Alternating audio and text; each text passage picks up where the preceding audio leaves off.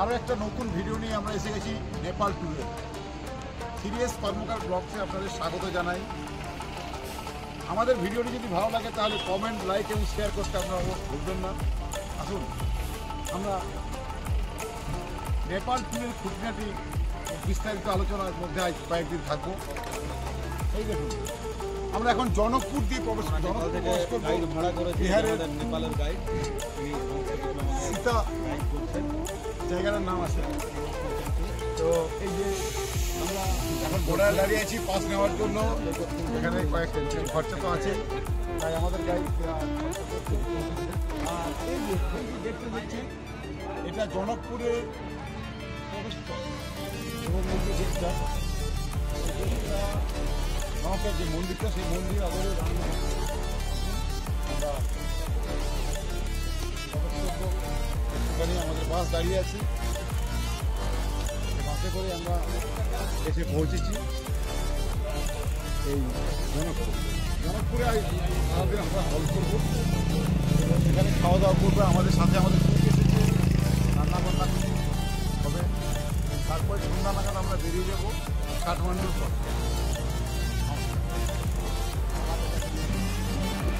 আমরা নেপাল ঘুরতে এসে প্রথমে উঠেছি জনকপুরে, এবং জনকপুরে দেখার মতো অনেক সাইট সিন রয়েছে। তাই আমরা একটা টোটো ভাড়া করে জনকপুরের চারিদিক ঘুরতে চললাম। এই টোটো ভাড়া আমাদের লাগলো জনপ্রতি আমাদের ইন্ডিয়ান মানিতে 220 টাকা। তাই প্রত্যেকে 220 টাকা করে দিয়ে টোটোতে চাপলাম। এবং এই টোটো দাদা আমাদের কথা দিলেন যে 11টা স্পট উনি আমাদের দেখাবেন এবং গাইড করবেন। এবার আমরা এগিয়ে যাচ্ছি, আমরা রাস্তায় রয়েছি এবং এই 11টা স্পট ঘুরতে সময় লাগবে 3 ঘন্টা। তাই আমরা এখন বেরিয়ে পড়েছি। আরেকটা কথা বলে রাখা ভালো, এখন পর্যন্ত যেটা বলে উঠিনি, আমাদের ইন্ডিয়ান টাইমের সাথে নেপাল টাইম 15 মিনিট এগিয়ে।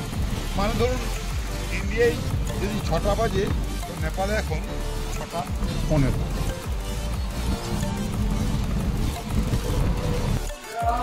নমস্কার, আমরা এখন এসে গেছি জনকপুরের রতন সাগর মন্দিরে। এখানে যখন জনক রাজা ভগবান শ্রী রামচন্দ্রের সাথে সীতা মায়ের বিবাহের অনুষ্ঠান করেছিল, আমাদের যেমন বরযাত্রী যাওয়া হয় এবং একটা লজের মধ্যে রাখা হয়, ঠিক সেই রকম অযোধ্যা থেকে রামের যত বরযাত্রী এসেছিল, সেই বরযাত্রী এই জায়গায় রাখা হয়েছিল। জনক রাজা এই জায়গাতে ভগবান শ্রী রামচন্দ্রের সমস্ত বরযাত্রীকে এখানেই এনে রেখেছিলেন। এই জায়গাটার নাম হচ্ছে জনক সাগর, রতন সাগর।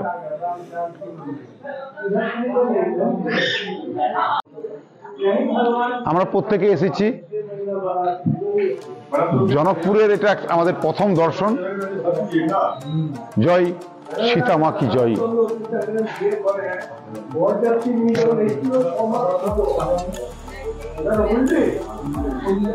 আর এখানেই 6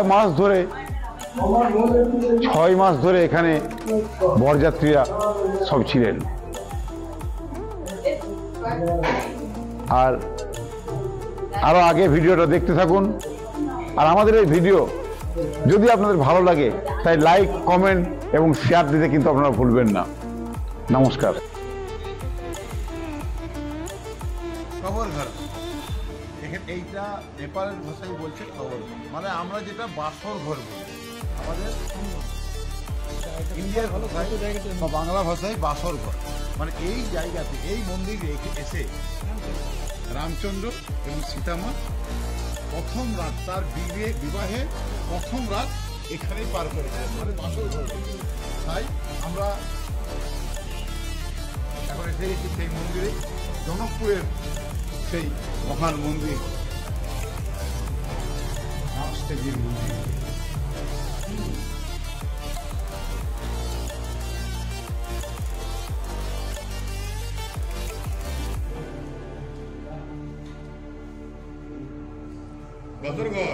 বাউন্ডারি এই ময়দানের মধ্যেই শ্রী রামচন্দ্র ধনুক ভেঙেছিল, ধনুক ভাঙা পণ করে, ধনুক ভঙ্গন করে এবং সীতামাকে বিবাহ বন্ধনে আবদ্ধ করেছিল।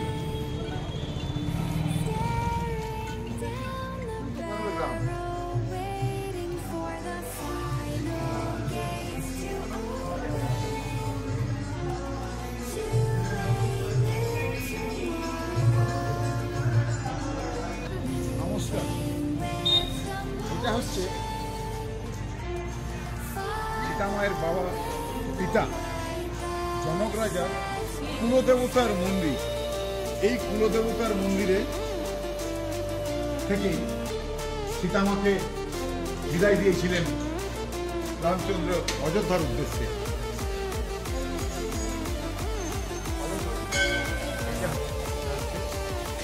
জনক রাজার এই কুলদেবতার মন্দির থেকেই সীতামাকে রামচন্দ্রের হাতে তুলে দিয়ে বিদায় জানিয়েছিলেন অযোধ্যার উদ্দেশ্যে।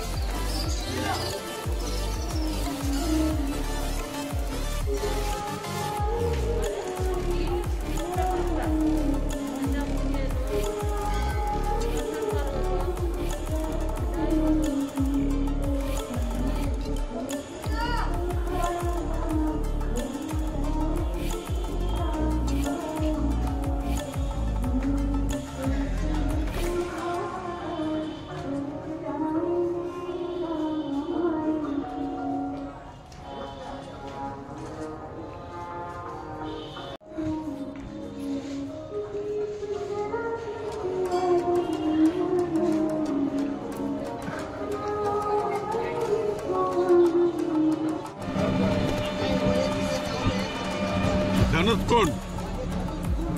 मैंने एक टुकड़ा ही गिरा। ये हो गया पुरुषोत्तम भगवान का देवी देवता सब वहाँ जाइए दर्शन करके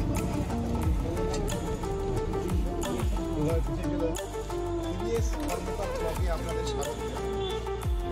আমরা এখন জনকপুরে এই জনকপুরে 33 কোটি দেবতার মন্দির। আর আপনারা রামায়ণে শুনেছেন যে রামচন্দ্র হরধনু ভঙ্গ করেছে। হরধনু ভঙ্গ 3টি টুকরো হয়েছে। এই 3টি টুকরোর মধ্যে এক টুকরো করেছিল এই ধনুষ্কুণ্ড। এই ধনুষ্কুণ্ডে এক টুকরো করেছিল, আর আরেকটা টুকরো করেছিল রামেশ্বরম ধনুষ্কুর বলে জায়গাটা। এটা আমরা ওই আগে অনেক দেখেছি, ঘুরে গেছি। আরেকটু এখান থেকে 22 কিলোমিটার দূরে, যেটা প্রথম দুর্গম রাস্তা, গ্রামের পথঘাট জানা যাওয়া সম্ভব। ওইটা আমরা যেতে পারবো না। 33 কোটি দেবতার মন্দির দর্শন করি।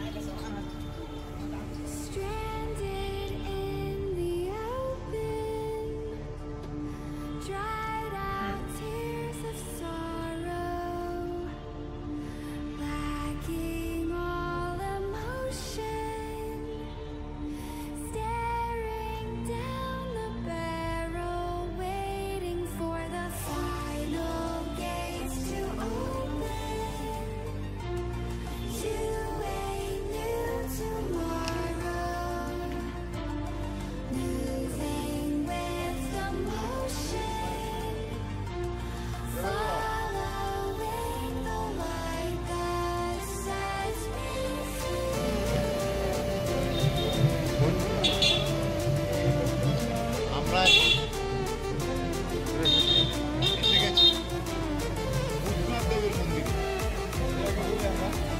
স্বর্গদুয়ার। এই স্বর্গদুয়ারে আমরা এসে গেছি।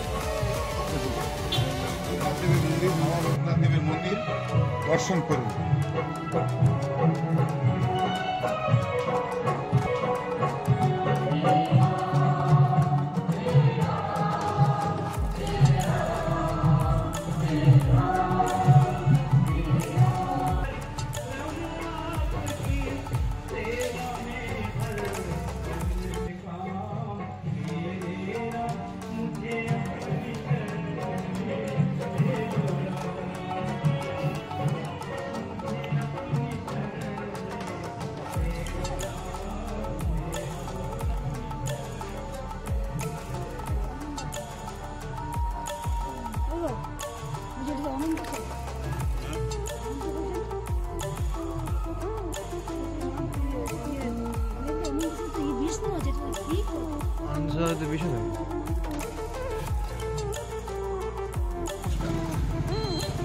এবার আমরা চলে এসেছি জনকদ্বীপ কুটিরে। কথিত আছে মানে এবং সত্য যেটা, এটা জনকদ্বীপ কুটির আশ্রম। এখানে রাজা জনকের কোনো পুত্র সন্তান ছিল শুধু একটাই কন্যা সন্তান। সেই কন্যা সন্তানের নাম সীতাদি। তার বিবাহের পর তার সম্পত্তি কে দেখাশোনা করে, তাই সেই তার সমস্ত সম্পত্তি, রাজার সমস্ত সম্পত্তি সে দান করে দিয়েছে। দান করার পর তিনি সেই কুটিরে এসে বসবাস করতে লাগে। তাই এটা হয়ে গেছে, এটা জনকদ্বীপ কুটির। আসুন এই কুটিরে প্রবেশ করি।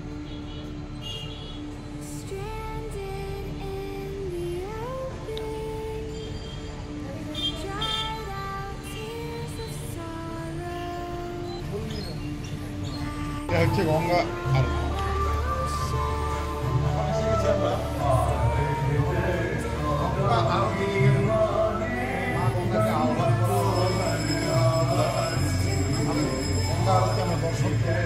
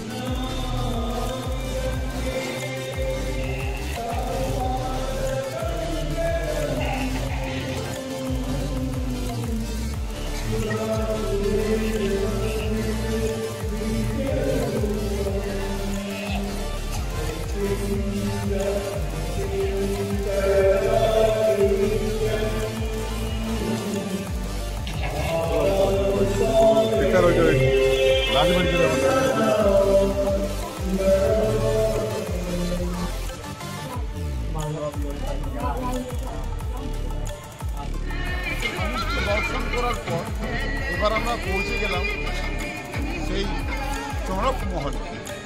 জনক রাজার মহলে আমরা প্রবেশ করলাম। এখন এই দেখুন জনক রাজার মহল।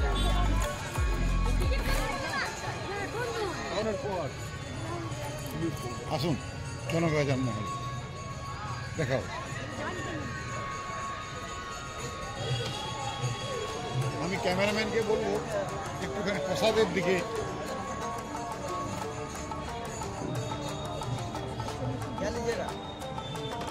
এসব প্রসাদ কি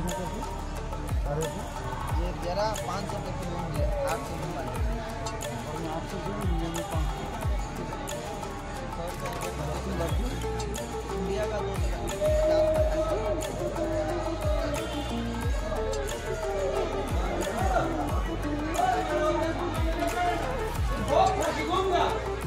कब जाइए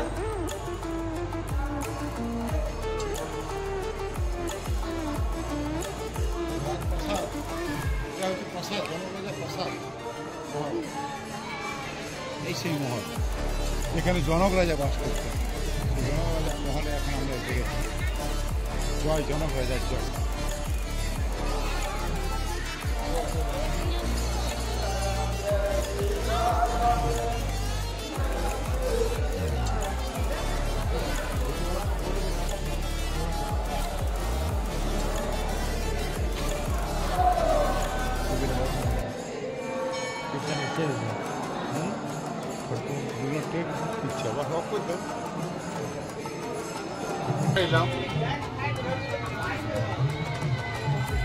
বিবাহ মণ্ডপ, রাম মন্দির, রামের বিবাহ রামের যেখানে বিবাহ হয়েছে সেই জনক রাজার প্রাসাদ, তারপরে রয়েছে বিবাহ মণ্ডপ। এই বিবাহ মণ্ডপে প্রবেশ করতে হলে জনপ্রতি 10 টাকা করে টিকিট কাটতে হবে। সেটা কিন্তু নেপালি মানিতে, আর ইন্ডিয়ান মানিতে 7 টাকা। তাই আমরা 5 জন 5 সাথে 35 টাকা, 50 টাকার নোট দিলাম ইন্ডিয়ান মানি, সে আমাকে 15 টাকা রিটার্ন করলো। তাই বিবাহ বছরে প্রবেশ করতে হলে ইন্ডিয়ান মানিতে জনপ্রতি 7 টাকা টিকিট করতে হবে। চলুন আমরা বিবাহ বছরে এগিয়ে যাই।